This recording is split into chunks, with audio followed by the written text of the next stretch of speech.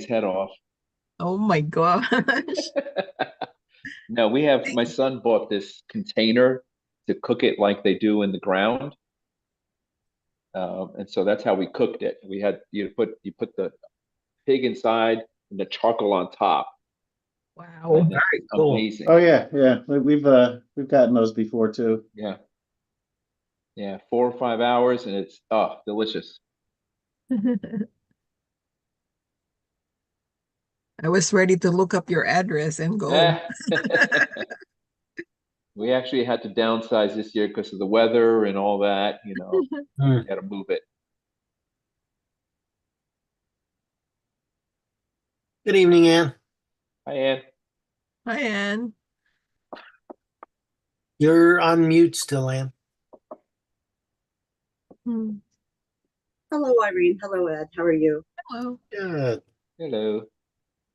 Is this a short meeting, Tom? I'm not a soothsayer, Irene. If I was, I'd be on Wall Street trading futures. It's two Tom Ellis is on. Look at that.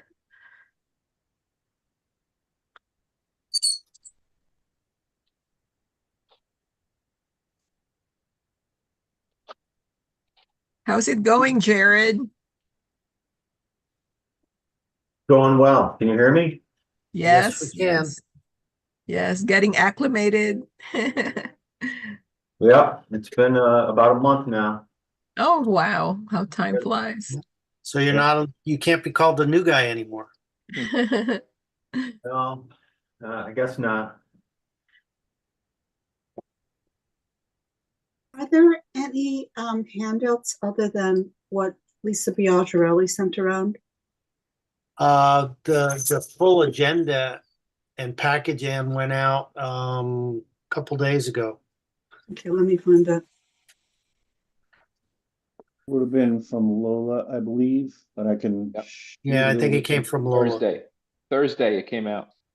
Okay, got it. Got it. I got it. Thank you.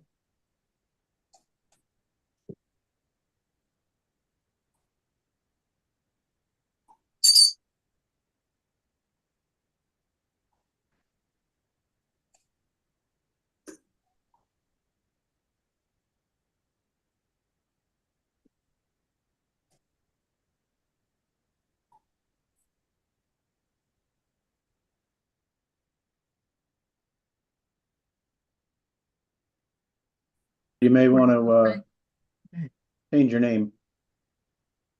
Yeah. Were anyone affected by the Thursday craziness? No. Just the annoyance of having my street dump out on East Avenue. So Yeah. If you know the back roads, it's so easy to get around, actually. Every back road was jammed too, already. I I don't know. At know. least around here. Well, I Yeah. live right up the block from City Hall. Oh, do you? Yeah. I added Oh, maybe three extra minutes to my trip. Westport Avenue is crazy. I live on Westport Walter Ave. Avenue. I dump right into Westport Ave. But Well, they did a great job restoring. absolutely. Amazing.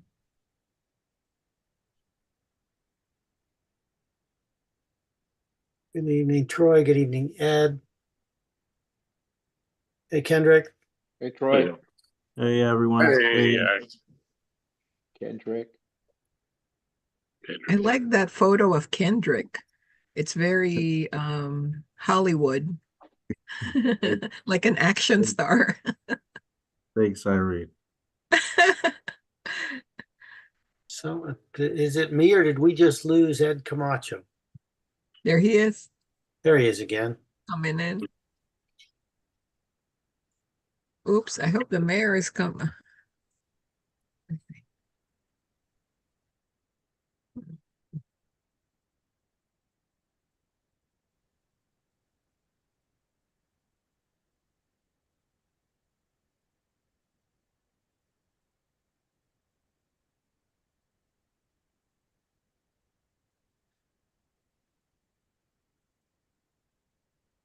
good evening, everyone. Hey, Mickey. Morning, Mickey. Good evening, Mickey. Not morning. Thanks for beaming me in here. You are welcome. Irene, do we know if the mayor is showing up? Do you? As far as I know, let me ask. Okay, we'll give him a minute or two more then before we start anything, Tom. Okay, I'm gonna start YouTube anyway. Okay. Well, turns out it was already on, so my haste to test it, I left it on, but other than the not PETA friendly discussion about Artie's meal, all was good.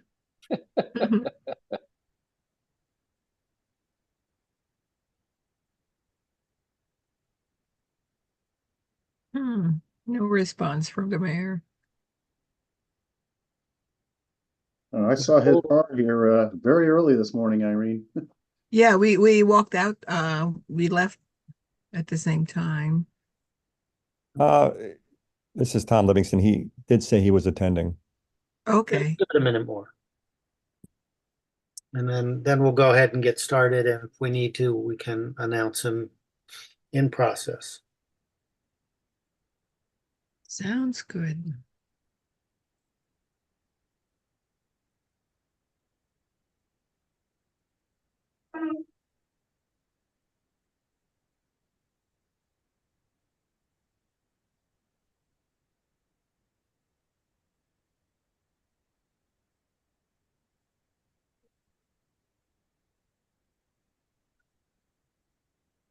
How were you guys affected by the bridge? Yes. Not terrible. It's the joys of working from home. Lucky. Mhm. All right, Tom, why don't we go ahead and start the recording?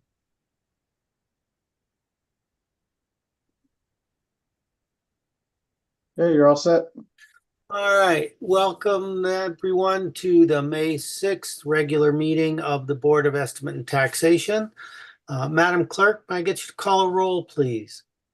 Mayor Rilling, Mr. Abrams, Here?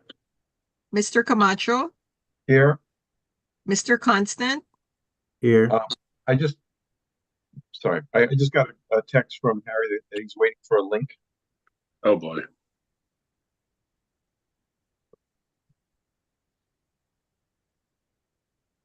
Mr. Gilleret, I got it. Mr. Casimis, Here, Miss Yang, Here. we have 6 at roll call. Let me send this to the mayor. I got it. You did? Okay, thanks, Irene. thanks, Tom. he's on. Yep. Okay. And let the record show that the mayor joined us at 6:33. Perfect. Thank you. Thank Madam you. Clerk, confirm we have a quorum, correct? You have a quorum, yes. Thank you very much. All right, the first item on our agenda tonight is the approval of 3 prior meetings, the minutes, March 28th, April 1st, and April 16th. Can I get someone to please move that item for discussion and it. approval? Thank Move you, it. Artie. Any changes, revisions, amendments to the minutes as provided in our package? Seeing none, all in favor of approving the minutes signify by saying aye. Aye. Aye. Opposed? Abstentions? The minutes are approved. There are no special appropriations on our agenda tonight, but there are a few transfer items starting on page 22 of our package. Can I get the transfer items moved for discussion and approval, please? So moved, Troy. Thank you, Troy. Tom, do you want to walk us through the transfers, please? Yeah, not too many this evening. The first round, it's from the police department, and to refresh everybody's memory, this is part of a 1 or 2 month process that Mickey does every year to clean everything up prior to the fiscal year end. They have quite a few of them because they have more accounts than anybody else and more departments. But from That being said, we will, I see Mickey on the line and Melissa Evans Lepore is also on the line. If one of you guys would like to take it from here. Tom, it looks like the legislative is the first one, legislative. Am I seeing that Oh, yeah, correctly? there it is. No, you're right. Yes, Tom Livingston to talk to that one. That one is 30,000 coming out of contingency for redistricting consultant. Tom, take it away. Yes, thank you, Tom. Good catch, Marty. This item relates to the retention of a outside consultant to help the city with its examination and redistricting of its council boundaries. This was an item that was came about as a result of the charter revision process, and this is something we need to do under state and federal law. Okay. Tom, I assume that we went out and we looked at various consultants for that particular role before identifying the selected individual or firm? That's correct. We put out an RFP and we actually only got one response, but they are turning out to be quite qualified. Okay. Additional questions on this item? Yeah. Hi, Tom. It's Troy. What is the timing that for the charter call for this to happen? For this redistricting? Yes. Yeah, the short answer is we want to have it in place in plenty of time for the election of 2025. But the way the timing would work here, assuming the BET approves the transfer and we do a final check on the references, we would hope to sign a contract with this firm in the next few weeks. They will immediately start working, and it's about a 3-month process, give or take 3 or 4 month process, by which they review the current status of the council districts, seeing sort of what they're calling an as-is review to see where we are and where there might be deficiencies, and then they'll move from there, gain public input along the way, and working with the council's redistricting commission they're going to be setting up. Will that have to be approved by the voters, or is just since the charter revision was approved, this is just a step continuing that process? Yeah, well, the charter was revised to provide that this would happen. It doesn't require a specific approval of the public. What's going to happen is the council sets up a commission, a bipartisan commission where I think it's 7 members. And that commission will act independently of the council, will come up with its recommendations based upon the actions of this consultant, bring it back to the council, and they will review it or have comments and approve it. Hopefully. Additional questions on this item? Just one more piece of information. We have, we'll get to the contingency tracker later, but we still have 593,000 left in there. So this will take it down to 563. Thank you, Tom. Okay. Let's go ahead and unless anybody disagrees, let's cover the rest of the transfer items and then approve all at the end. So, Tom, we want to go to police transfers. They're all inside their budget. Yes. Yeah, thank you, everyone. Like Director Ellis says, this is like a 3-part process. The bulk is this month and last month, and then there'll probably be some cleanup next month. But it's our annual reprioritization of funds. I know everybody knows this. The budget is constructed 1.5 years ago, and as needs change, we have to cut back spending in some places to make up for things in others. In order to be totally transparent, we split the supply transfers into 2 pieces. One is from various accounts where we curtailed spending. A lot of them are travel related in order to pay for some recruits. It's an academy cost. It's a police academy cost. The other group of transfers is for various items. We had to retool our fire extinguishers. We needed some equipment for the new recruits, and there's some cameras that are in disrepair that needed to be replaced. So that sort of takes care of the supply portion of the program.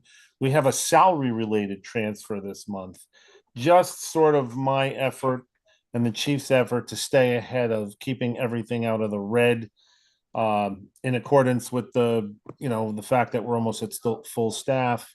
and that we've hired, a bunch of people this year. We have a little more training overtime that's needed. So because of the intermittent vacancies in the police salary account, we're transferring some of that money to stay ahead of things. 40,000 is going to training overtime. There's 20,000 going to special services overtime. That's a caseload issue.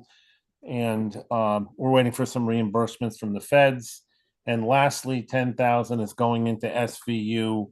And again, that's just a matter of just a slightly increased caseload from what we predicted a year and a half ago when the budget was submitted. That's kind of the long and short of it. You probably expect to see me back next month with a shorter list, but all in all, the budget and the line items are in good shape. Thank you, Mickey. Questions for Mickey? Mickey, just one as we start to think toward next week or next month, excuse me. Obviously, this last week likely required a significant amount of overtime. Are you likely to be able to fund that within the budget, or are we going to need to be prepared to look at contingency to fund some of that additional cost? So that's an excellent question. Director Ellis and I spoke about this even before it was over. We have kept track of the exact amount. I don't have the total yet. I know it's a lot of money. There could be a possible reimbursement, from the state or something like that. I think that's still being looked at. Void of that would probably be sort of an end of the year thing where I would scour every penny that's left in the department and the salary accounts and the overtime accounts and try to cover it. But we are hoping for some sort of a reimbursement. We've recoded all that overtime so it can be dissected from the regular overtime and presented electronically and as a hard copy. Wonderful. Thank you. Thank you, everyone, for hearing me. Right. I believe that's everything on the transfer agenda for this evening. Any additional questions or comments related to the proposed transfers? All in favor of the transfers as presented, signify by saying aye. Aye. Aye. Opposed? Abstentions? The transfers are approved. Thank you, everyone. Have a great night. Thank you. Thanks, Mickey. Thank you. And just Alright. as a side note on the I-95 fire, we set up, or Chitsmay actually set up accounts for anybody who had any expenses. So that covers the police and fire, public works, transportation, mobility, and parking. So anything that comes along, whether it's overtime or food that they ordered, in the middle of the night for when they were working. So we will be able to capture those costs very easily. And we will likely get audited, much like a FEMA event. So some lessons learned. We keep very good care and diligence on all those expenses. Thank you, Tom. Glad to hear it. All right. Next on our agenda is other business, starting on page 29 of our package. And first in the other business is a capital resolution. Can I get the other business items moved for discussion and approval, please?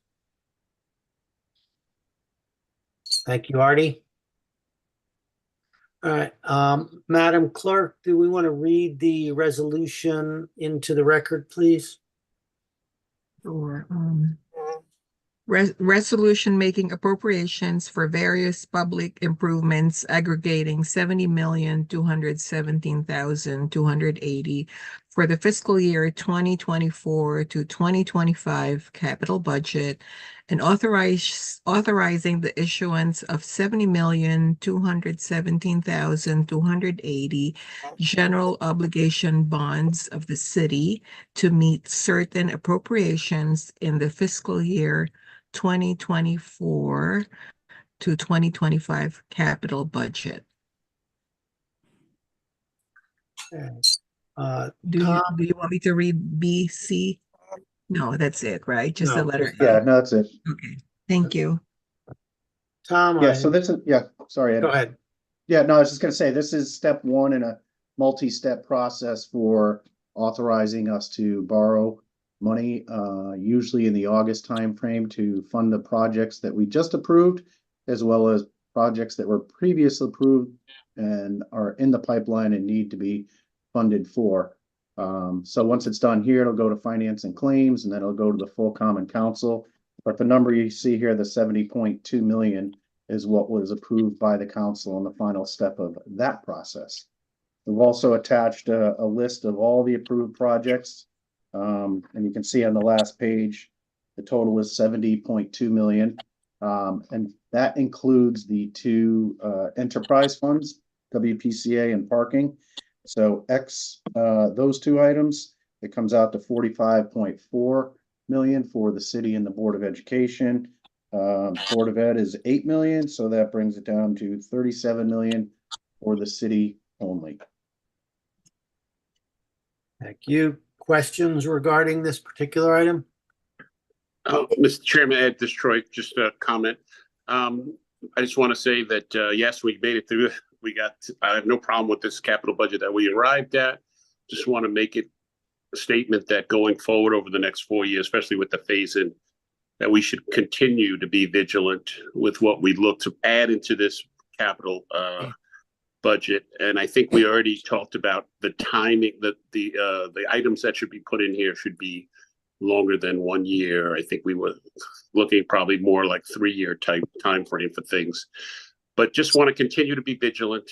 We still have a lot of moving parts over the next couple of years. I feel a lot better with the meeting we had with our bond counsel, but we still really have to keep our vigilance going forward. Thank you. Thank you, Troy. Additional comments? Is this the largest issuance that we have done to date as a city of Norwalk? Well, it's the largest approval that I've seen, and what was it, 3 years? Is my third cycle through the capital budget project. We were running in the 40 to 50 range for quite some time. Yeah, so but it isn't necessarily reflective of how much we're going to borrow in August. Recall that that is reflective of not only what we just approved, but also what we are going to have to fund over the next year based on the cash flow projections that all the departments do. So somebody may get approved for a $3 million project with this vote, but they may not necessarily do it for a year or two, or they may not need the cash to pay for it right away. So they wouldn't include that in their quarterly cash analysis. So we don't know until August how much we're going to go. Well, yeah, we're going through the process right now of gathering up everyone's cash flow estimates. And if it comes out to more than we think we can reasonably borrow, we'll tell people, we either have to reduce some things or we have to push them out and delay them. So are we approving right now for $70 million in issuance or $70 million in capital expenditures, which could be bonded? Right. Yes, the latter. The latter. Yeah. So we could end up bonding $70 million based upon. Yeah. Yes, think of that as a potential bonding cap, if you would.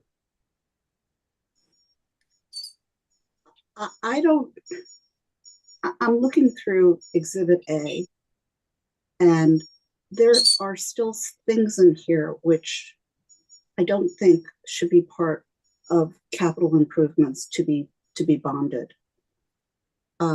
So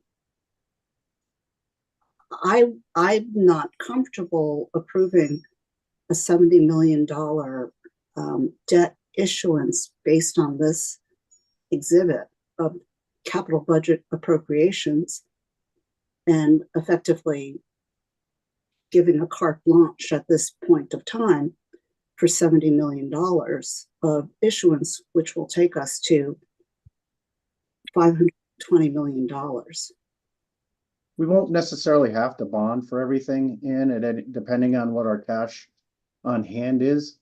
So if you look at some of these projects that are, $11,000 or $22,000, we may have enough cash on hand that we don't have to bond for those. So it's not necessarily everything that has to be bonded for. Well, can we vote on this when we have a better sense of how much is going to be bonded? Again, and this starts the process of doing that work. We pass this resolution, it goes to the Finance and Claims Committee and then to the Common Council for that scrubbing, if I have my process correct. So please check me if that's incorrect, Tom. No, you're on point. This has already also been reviewed by the Common Council, and a couple of very small changes were made. And again, I take your point, and though that we have talked many times about our things in this budget truly capital expenses. And we can and should note that that work still should be, we should advise Finance and Claims to continue to scrub that list.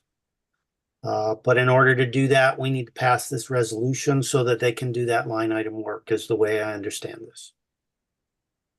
And I know, Mr. Chair, I know that we talked about providing the board with and we're still working on that. We're in the process of we have all the documents, revised documents back from the departments. We're going to start meeting with them this week to revise and their cash flow estimates.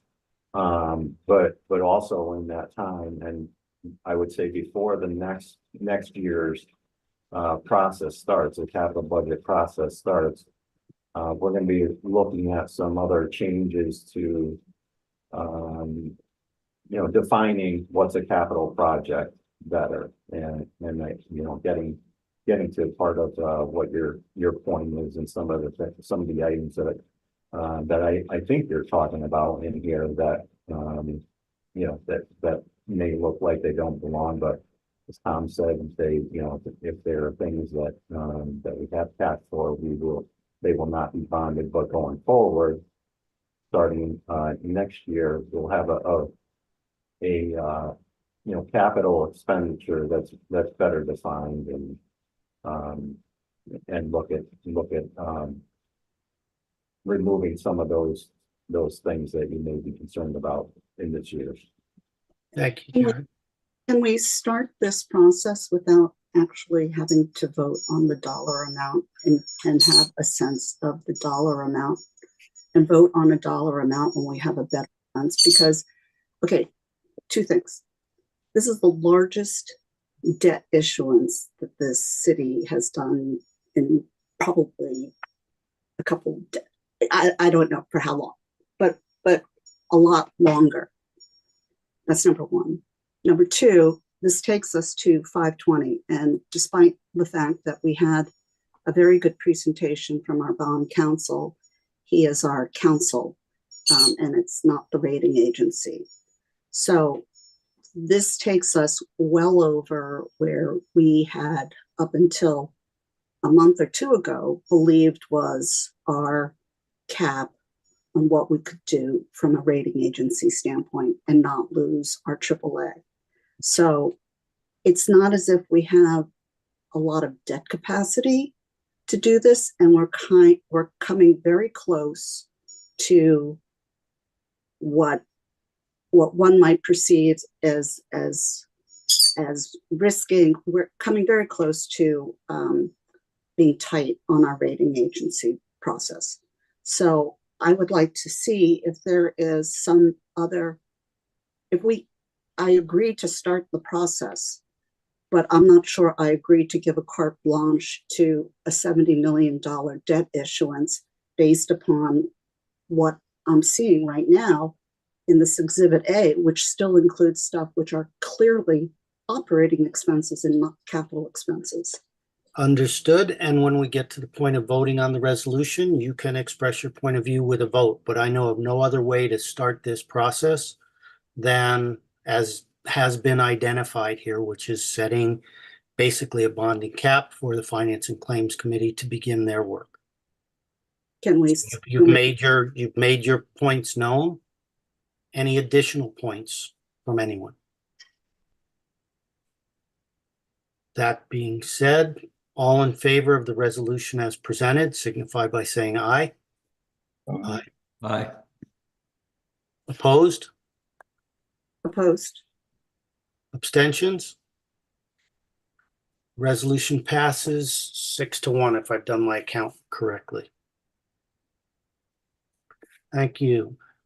All right, moving on, the next item of other business is the operating budget. May I get that moved for discussion and vote, please? Thank you, Kendrick. All right. Tom, Jared, you want to go through the changes here per your email of last week, excuse me? Sure. Yeah, We can talk you about, want to take this, Jared? Yeah, go ahead. do you wanna set the foundation for this, and then I can talk about the changes? Sure. So, you can see on the handout that, what you voted for, last time on April 17th totaled $435.2 million. Since that time, we've gotten new information, related to pensions as well as investment income. So a little bit on the expense side and some on the revenue side as well. So it's up $906,000 on the pensions, and the investment income was up 4 million from 1 million to 5.5 million. And Jarrett can get into some of the mechanics behind both of those items. So it's a it's a good news, bad news, a lot more good news here for the budget. And when the budget was originally being developed, and this happens very often in municipalities, the actuaries come forth and they, based on data that they have, they're able to give an estimate of what the pension ADEC is going to be. And as you know, there are 4 different pension plans. And so at the time, what was budgeted was the amount that the actuaries estimated. Unfortunately, shortly after the last vote on the budget, when it was adopted, we got the final version from the actuaries. And that amount, as Tom mentioned, was $906,000 more across all 4 of the pension plans. So that's the bad news. That's the bad part of this for the city. On the investment income side, we reached out to the firm that does invests our cash, the city's cash, and asked them to go into a little more detail, and what we could expect to get in returns given the yields that are out in the market now. And they came back and so this is what we're budgeting. We're adding $4 million. It was 1.5 that was in the budget that was adopted, and we're adding 4 million to that. So the net, it's about a $3.1 million to the good.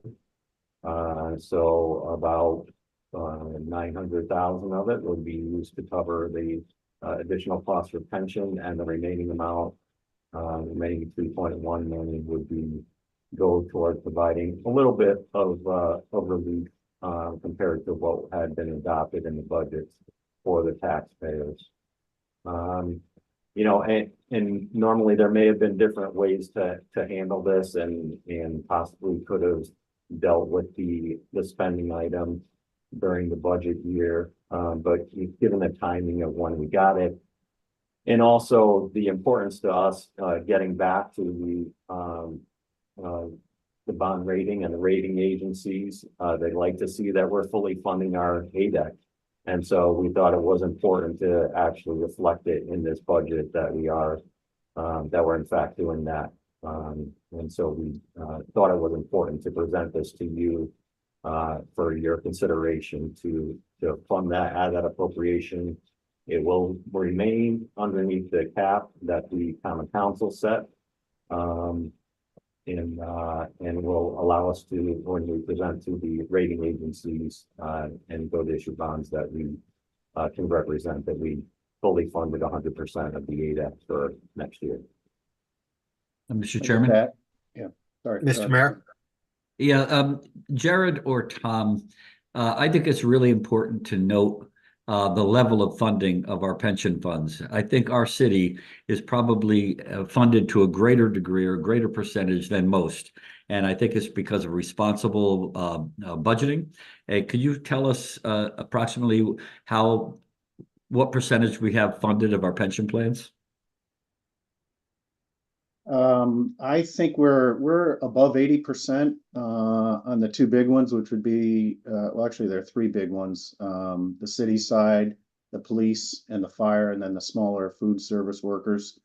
And I know one of them is over 100%, but regardless, Bill Lindsay has said on a number of occasions that if it's not the highest level in the state of Connecticut for a municipality, it's pretty darn close to it. So the rating agencies really count that as a very, very strong, favorable item.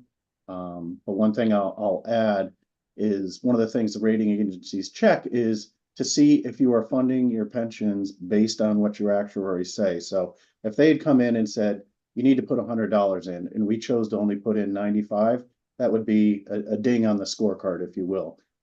So we had what they had recommended before, and now they took it up another 900, and we intend to do that so that the rating agencies continue to look favorably on how we react to their recommendation on an annual basis.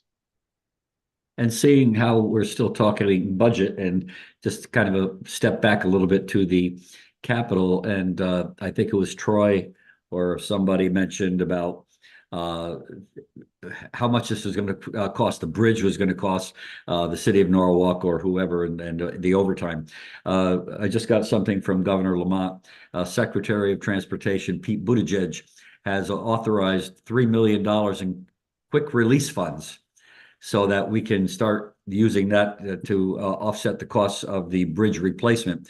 Now, having said $3 million in quick release funds, I think we can feel pretty confident that there's going to be more money coming from the federal government to help cover the costs and defray the costs. That includes overtime for police, overtime for fire, any other kinds of equipment usage. One is the foam that we have to replace. So I think we're in pretty good shape. Thank you, Mr. Mayor. Questions or comments on the revisions to the operating budget? I just have one more quick, sorry. Oh, sorry. I just want to, if you're wondering how this impacted the last round of mill rates that you saw, it comes out to, well, let's call it $100 per district. So it's a low of $60 and a high of 193 in terms of the overall reduction to the mill rates. And the numbers I just gave you, the median tax bills for each of the districts are down 100 and change, if you will. Thank you, Tom. Questions? Troy? Mr. Chairman, it's Troy. Couple of things. Yes, I agree 100%, Jarrett, with your explanation. As we were told by our bond counsel last month or a couple of weeks ago, this is a very important component in the scorecard, and this will offset, probably this could definitely going to be a positive thing to offset some of the debt levels that we're going to be approaching. So I have no problem with that. Tom, what was our final rainy day fund draw? I don't see it listed here. I might be missing it, but yeah, it's what was the 8 amount million. that was it 8? Okay. 8 million. Yeah. So right now for fiscal 24, we have 6 million in there, which we have not actually taken yet. And we will make that decision probably sometime in August, once we've paid all of our final bills and determine whether or not we really have to do it either way. So it has not happened yet, and that analysis will take place late July, early August. Good. And the other thing is the phase-in. In our phase-in, 4-year phase-in, we did anticipate, or we did put in the model, an increase every year, right, for the operating expense, about what, 3%? 3%. Yep, 3% on both city and Board of Ed. Okay, once again, I just want to reiterate what I said about the capital budget. We already have a built-in 3% increase going forward. And I, for one, will remain vigilant with that number going forward. I know these numbers obviously look a lot better with the phase-in, but let's keep in mind that there's already a 3% built-in number for each of the next 4 years, if I'm not, if I'm correct. Yes. Okay. You are correct. Thank you. Any additional questions or comments? Seeing none, all in favor of final, I'm sorry, Ann? I'd like to make a comment. I agree relative to the pension plan expense because I think it nets out. I would like to just still say that in this budget discussion, we received a lot of commentary from the public. We had a petition that was signed over Easter weekend, over 48 hours, which had over 1,000 signatures that asked the city, the BET, to have a flat budget. Given that we've got the phase-in coming forward and we're looking at, on average, an 8% increase in people's taxes, instead of looking at a built-in working off of 3%, I think we should listen to the public as we said that we would, and work off of next year's budget as being a flat budget year over year, rather than just assuming a 3% increase. Because the phase-in helped from a timing standpoint, but we're still looking at 20-30% increases in taxes for people over time.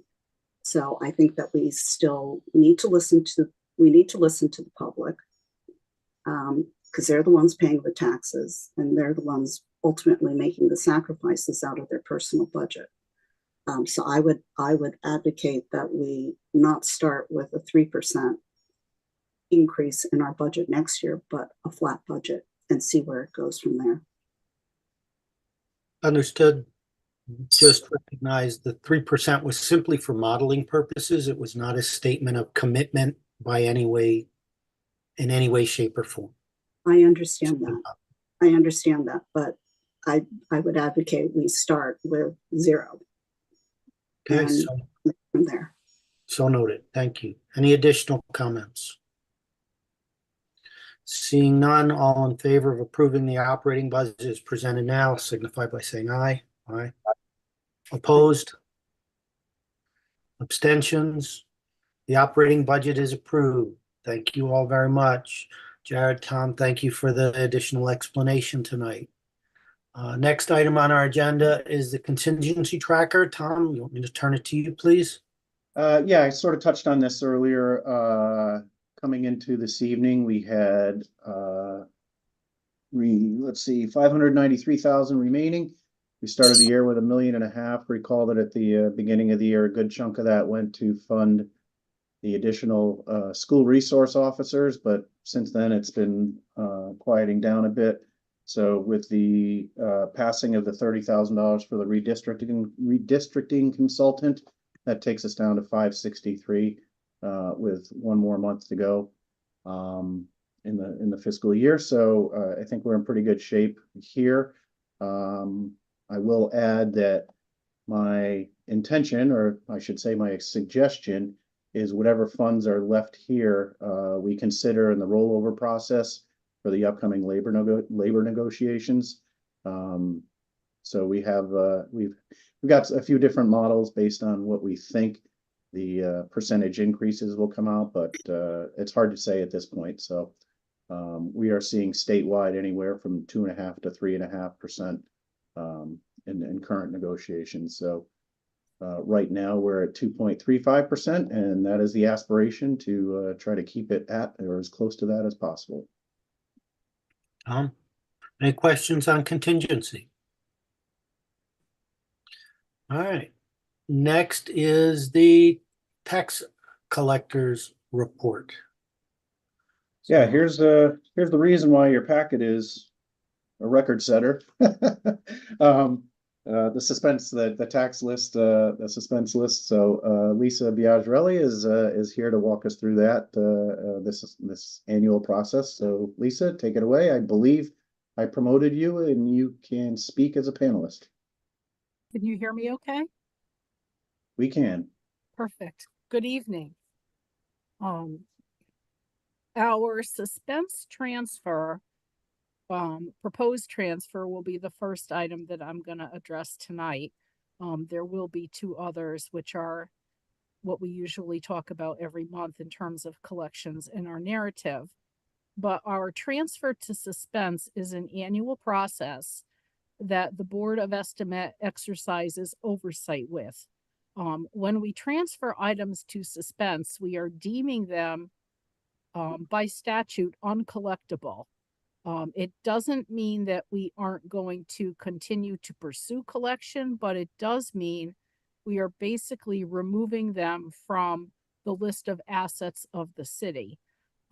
Because we either do not have a valid address for a motor vehicle account, that is the lion's share of this list, or in some cases we have companies that have left or been subject to federal bankruptcy filings, and those amounts are uncollectible. This year, the amount that I'm requesting to transfer is actually less than it has been in past years. And it is primarily motor vehicle accounts. What we do with these accounts, even after we transfer them to suspense, we turn them over to a third-party collection agency for skip tracing. And we do collect every month, we collect in suspense collections. We still report these accounts to the Department of Motor Vehicles. So if a taxpayer is attempting to register any motor vehicle in the state in their name, they will be flagged and they will still have to pay their back taxes to Norwalk. This, however, allows me to not have to try to use Norwalk resources to bill when I know I do not have a valid address. So it's an efficiency measure. And it doesn't mean we've completely lost hope, but it does mean we change the way we prioritize our pursuit of these accounts. It's an annual process. We usually come to you either in May or June. And I give you in the narrative that accompanies the itemized list, I do give you like a little synopsis of what we've had in prior years. In some of the prior years, we had a lot of business personal property. We did not have that this year. It was mostly motor vehicles. So that's a good thing. But we are asking, I cannot make this transfer without your approval, without your oversight. So I'd be glad to entertain any questions or concerns you have. Otherwise, we would ask you to approve the transfer so we can proceed.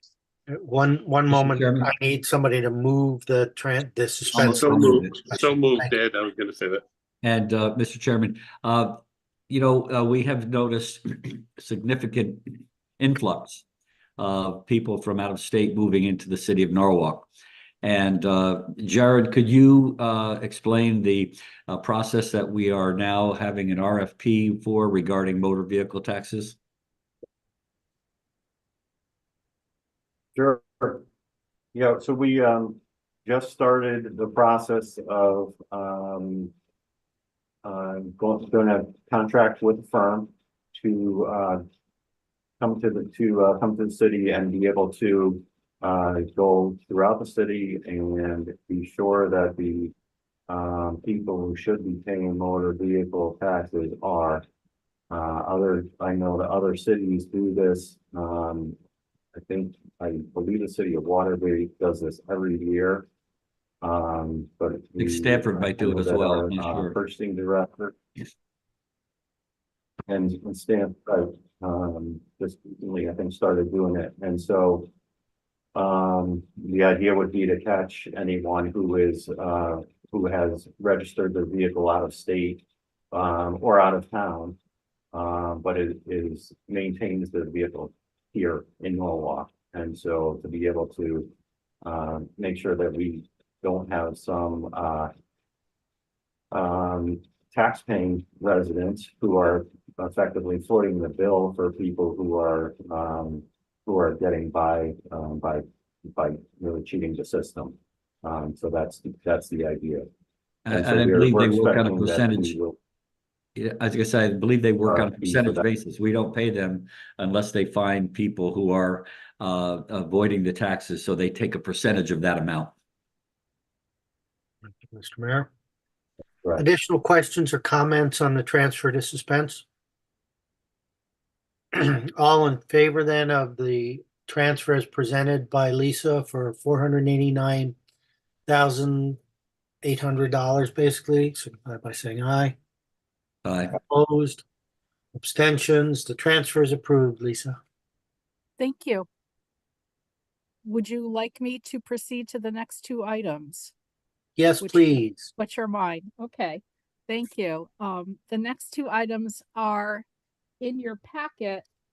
We had last month's reports because at the time the packet was sent, that was all we were able to do on page 142 and 144. But I did email to you all earlier today. And if, with your permission, I'd like to address a little bit more current information for you, which is through the end of the month of April. We closed out our month today and we are at 98.13% of the current levy through the end of April, with 10 months into the fiscal year, 2 months left to go. That's right about where we needed to be, right about where we had hoped to be. You would also note we have a very healthy infusion of prior year collections because we did start working on our tax sale back in November of 2023. We started with about 190 properties, and we are down to 114, and we have not yet even filed our notices of sale. The sale is scheduled for September 9th. We've already collected $2.9 million in back taxes on tax sale properties. So we will continue to work on the sale. We're going to start taking photographs of properties probably next week and the week after. All of the work is done in-house by our staff. We don't hire outside attorneys to do this work. We take it on ourselves. And the website will probably go up around the middle of June. That's the official start of the sale process. At the same time, we're also working on our upcoming levy that you just voted on tonight. So I would like to add before I forget, and before I entertain any questions you have about my reports, we do require by statute the Board of Estimate members who have voted on the tax rates need to sign our rate bill. This is our annual process that we go through every year. So rather than send individual rate bills out the way we did during COVID, with your indulgence, I would love to have you step into the finance office and sign the rate bill sometime perhaps within the next 10 days or so. We get 2 copies of it and one gets in the permanent record for the city. This is just basically a memorialization of the action that you took tonight. And we need it if we go to court and so forth. So if you'd be good enough to commit to do that for us, we would be grateful for that. That will allow me to collect the money that you need me to collect. I think that's fine. I've seen head nods, so we'll all be happy to show up at your office and sign. Thank you. And I'd be happy to entertain any questions that you have about either the narrative or the other things that we're working on here. Questions for Lisa? Lisa, I just want to again thank you and your team for all of the hard work you do on behalf of the city and everyone here. We could not do what we do without you. Thank you. Well, we couldn't do it without your support as well, and it's going to be a tricky year, so we appreciate your support as well. I'm very grateful to each of you. Thank you. Thank you. Tom, I believe the last item on our agenda for this evening is the Oak Hills report.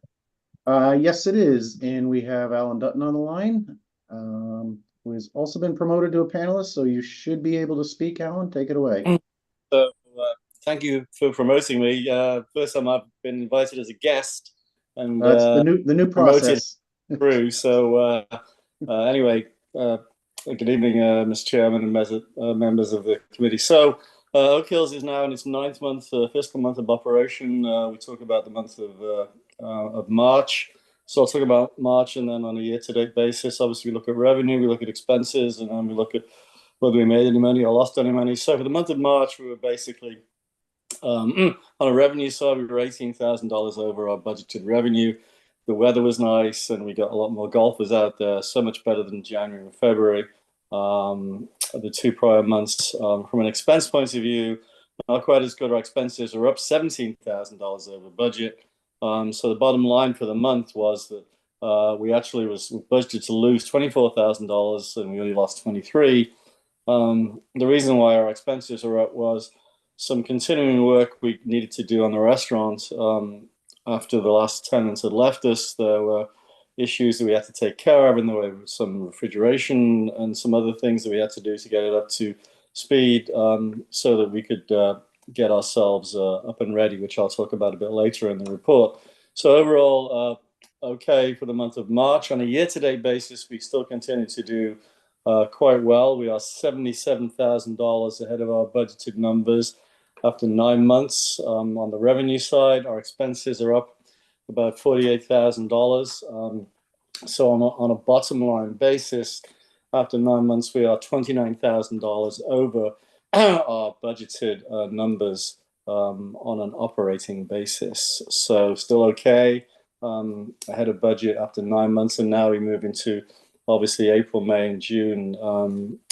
May and June, two of our busiest months, and we remain optimistic we'll be able to hold this number and maybe increase it a little bit. So any questions on the operating of the month of March or on a year-to-date basis? No.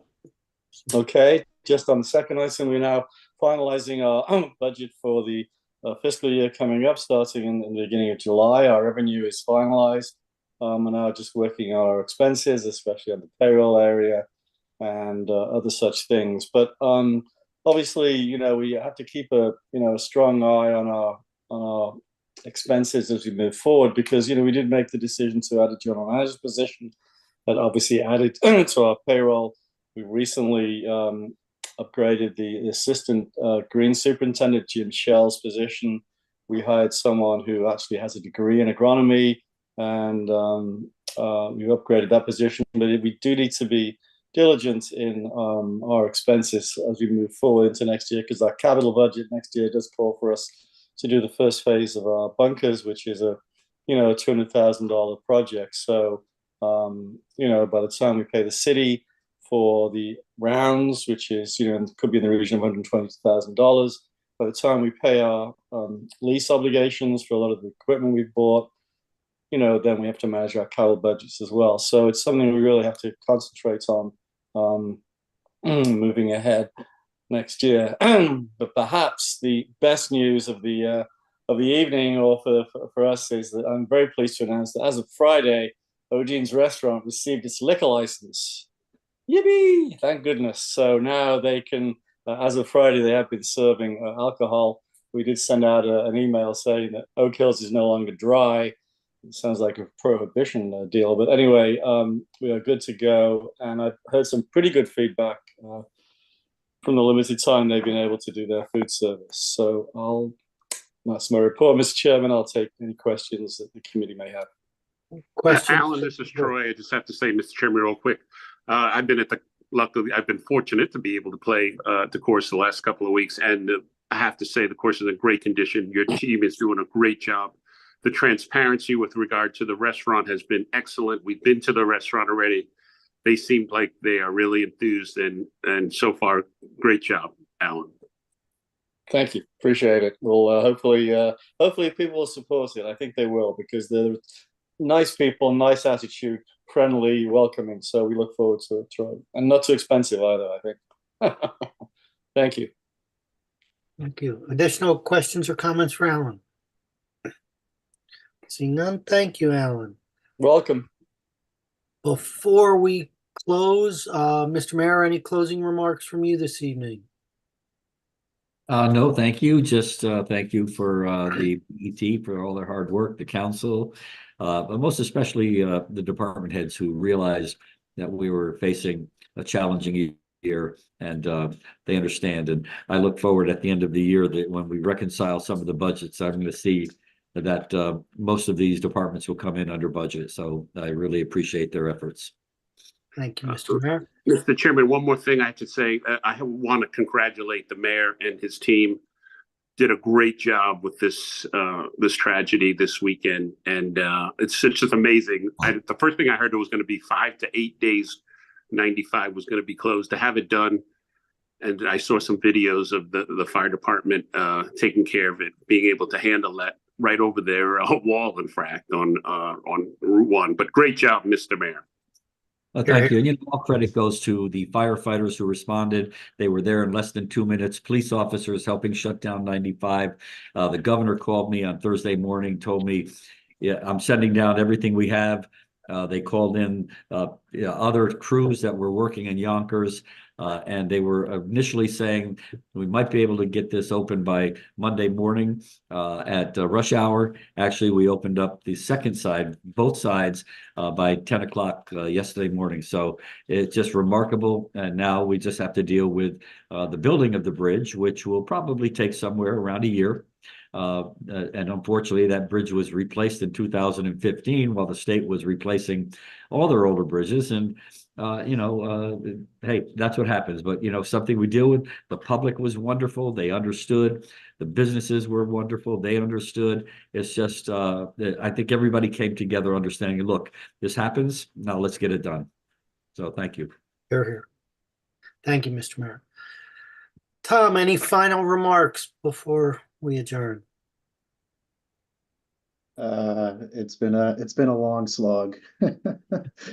People have the impression that this is a 3 or 4 month process. I call it a 10-month process. We'll be starting again probably late September, early October. So yeah, it was quite a challenge this year, but a lot of cooperation from the departments. You've heard me mention that before.